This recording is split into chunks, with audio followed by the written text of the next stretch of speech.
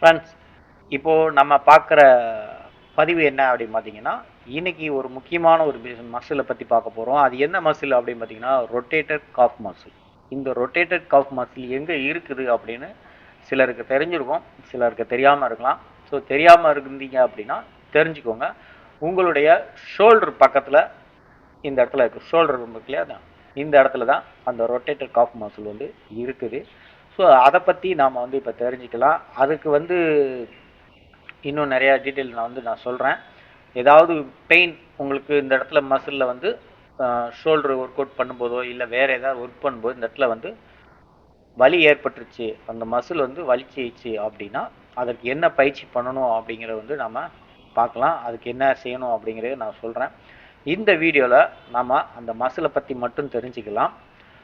அதாவது இந்த மசில் நீங்கள் ஒர்க் அவுட் பண்ணும்பொழுது இந்த மசில் எந்த இடத்துல இருக்குது அப்படின்னு பார்த்தீங்கன்னா, இந்த டெல்டாய்ஸ் மசில் இருக்குது பார்த்தீங்கன்னா, இந்த மசில் இருக்குது பார்த்தீங்கன்னா, இந்த மசிலுக்கு உள்ளே இருக்குது. அதாவது நம்மளுடைய எலும்பு இருக்குது பார்த்தீங்களா, அந்த ஷோல்டரோட எலும்பு உருண்டையாக இருக்கும்ல, பந்து கிண்ணம், அந்த உருண்டையை அந்த எலும்புக்கு மேல் பக்கத்தில் அந்த ஷோல்டர், நம்மளுடைய ஷோல்டரை வந்து முழுமையாக மூவ் பண்ணக்கூடிய வைக்கக்கூடிய அளவில் இருக்கும் இந்த ஷோல்டர் மசில்.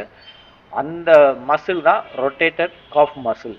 இந்த காஃப் மசிலை பற்றி தான் நாம் வந்து இப்போ பார்த்துக்கிட்டு இருக்கோம்.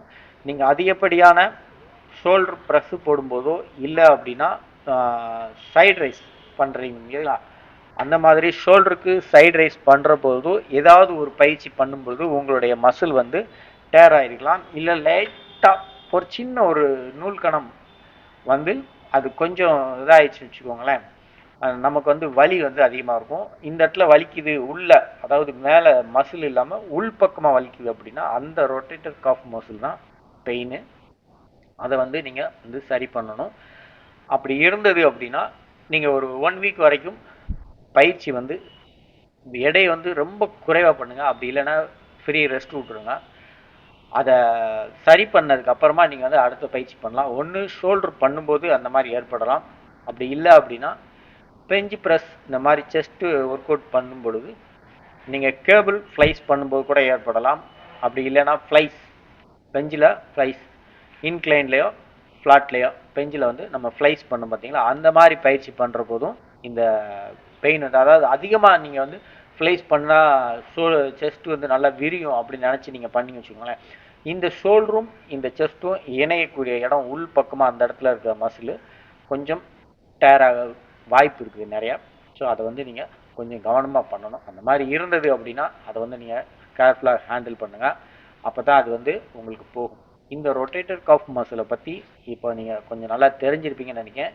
இது உங்களுக்கு யாருக்காவது இருந்தது, பெயின் இருக்குது அப்படின்னா கீழே வந்து கமெண்ட் கொடுங்க. அதற்கான பதில் வந்து அடுத்த ஒரு வீடியோ பதிவாக பண்ணலாம். அதுக்கு என்னென்ன பயிற்சிகள் பண்ணலாம் அப்படிங்கிறதையும் நம்ம வந்து அடுத்த வீடியோ பதிவில் வந்து பார்க்கலாம். இந்த பதிவு வந்து உங்களுக்கு புரிஞ்சிருக்கும், அந்த மசில் எங்கே இருக்குது அப்படிங்கிறத உங்களுக்கு தெரிஞ்சிருப்பீங்க.